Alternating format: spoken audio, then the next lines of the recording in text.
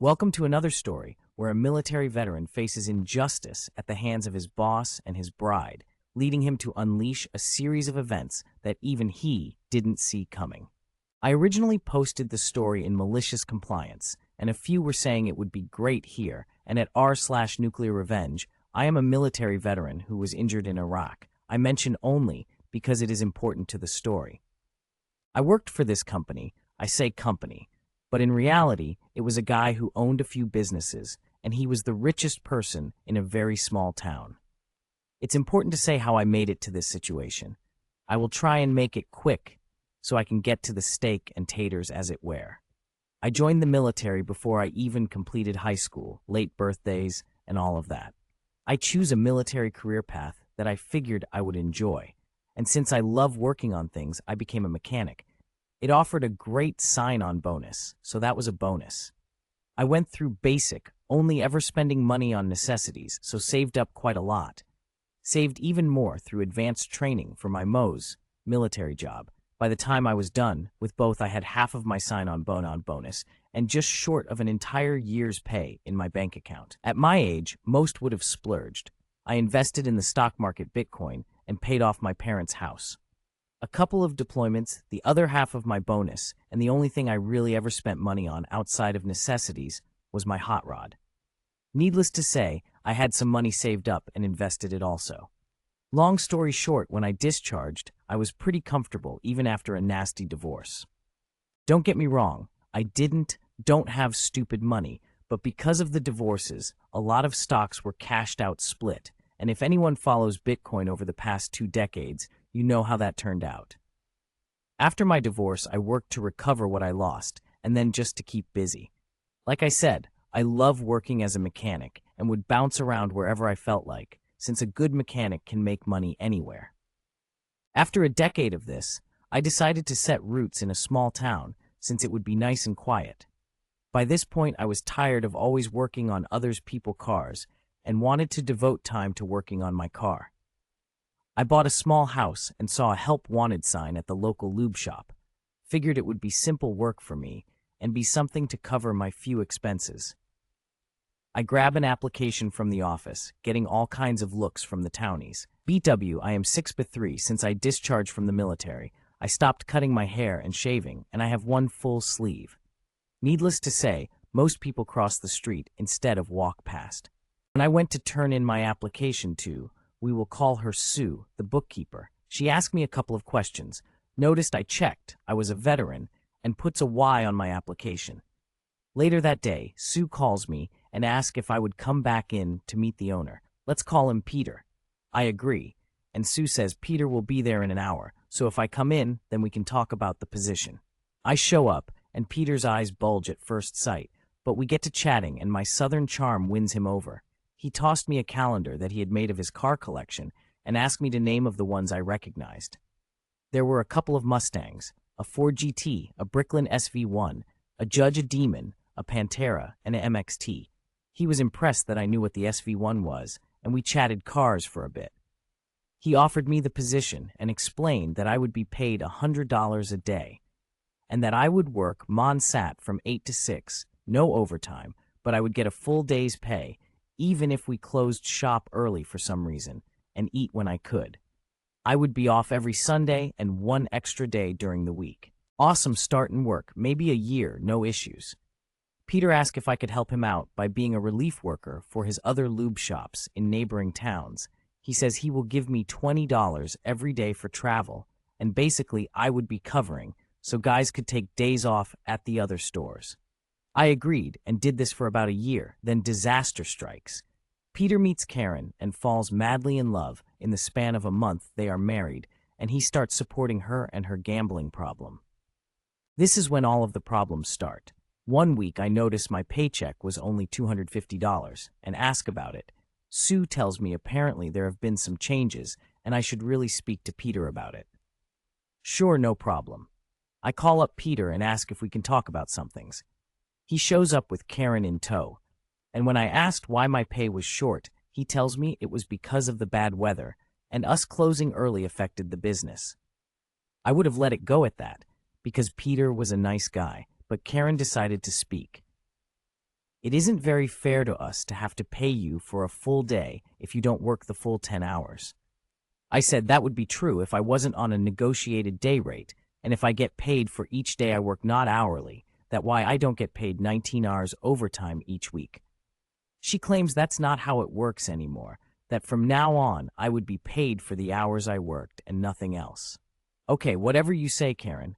Fast forward to the next week, we had a week's worth of very busy days where we were open a couple hours later than normal to finish up with waiting customers, and I gave up one of my days off to cover for a sick coworker.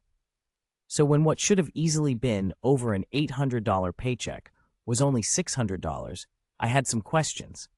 I called Peter and asked him what was going on, why I only got paid $600, and he says, well, that's what we agreed on, $100 a day. I look at him blankly and ask if he forgot about last week, and he asked what about it. I reminded him, and he just says, it is what it is. Okay, so at this point I am aggravated, and that is when Karen walks and asks, so what is he bitching about now? I look at her coldly and say, well, I worked 80 hours last week, and y'all only paid me $600. She looks at me and says, you're contracted labor and you agreed to $100 per day, so why would we pay you more than that? I look at Peter and ask, is that how it is? He just says, you heard the lady. I went home and convinced myself that I was only working to cover my few living expenses anyway. The job isn't that hard. The only other things in this small town would have been assembling sheds or slinging chickens at a chicken plant. The next week, one of the guys I work with is getting yelled at in front of customers by Karen about what she claims is an OSHA violation. She claims that as part owner of the company, it is her responsibility to ensure that all OSHA regulations are met, and his apparent violation was him wearing tinted safety glasses.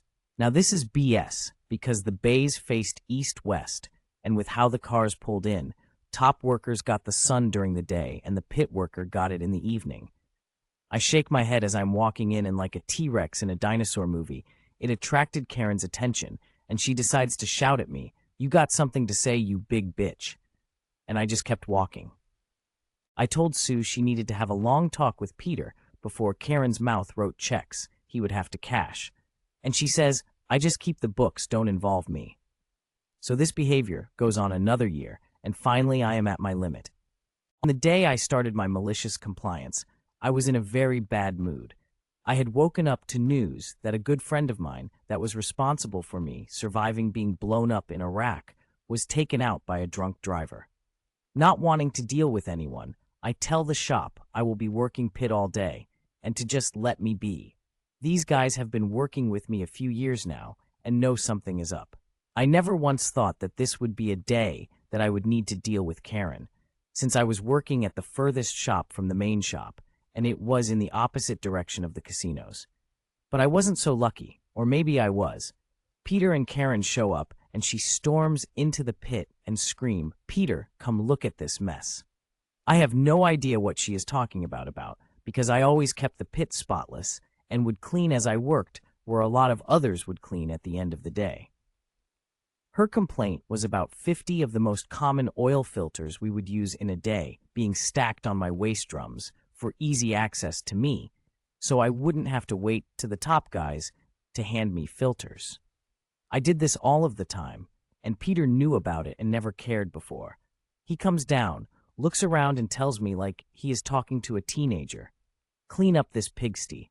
I shake my head and say, today's not the day, Peter, move on and take her with you. This apparently infuriated Karen, who of course thought it was the utmost disrespect to her and Peter, and he tells me if I don't like it, I am free to leave, so I left.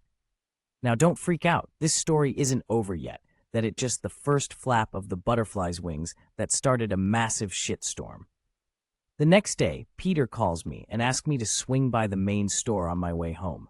I think he is going to apologize about the day before. Figured one of the other guys might have told him why I was so on edge. No, that was not what this was about. Peter was calling me in to inform me that for the next 6 months I would be on a probation period for my actions, and for these 6 months I would only be paid $50 a day, and I wouldn't receive the normal $20 a day I received for driving to the other shops. I ask if he is serious about this, and if he has seriously considered what he was doing. This is when Peters let his true colors shine. He tells me I am lucky. I wasn't fired for my constant disrespect towards him and the co-owner Karen. How if he didn't pity me for being a struggling disabled veteran? I never once discussed my money with anyone I worked with. Why Peter thought I was broke and desperate was solely based on my appearance, from what I could tell. He would have fired me long ago. Something inside me snapped, and I just started laughing. He asked me what I thought was so funny, and I stood to my full height, stepped to him like a drill sergeant about to give some wall-to-wall counseling and say you should reconsider your life choices and who you choose to go into business with. Peter then says, "What, you gonna sue me or something? Go ahead. If you think you can afford to, what do you get from the VA, like $1,000 a month? I know how bad you need this job." That wasn't my plan, but it kicked in my malicious compliance, and since I will always be a solider to go to war. That day I called a labor lawyer, paid the $3,000 retainer, and started my lawsuit for unsafe work environment, unpaid overtime, and minimum wage violations.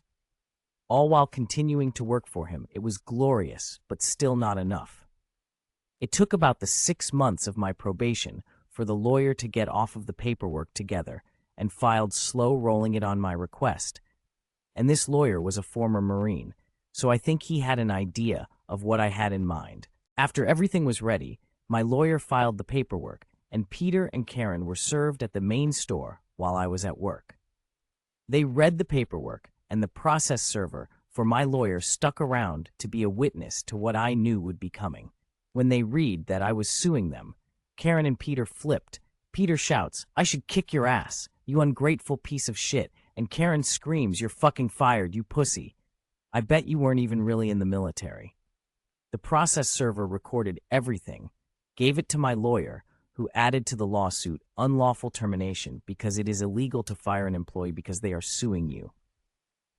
The next day, I opened up my lube shop car wash combo and started recruiting my former coworkers at higher pay plus commission.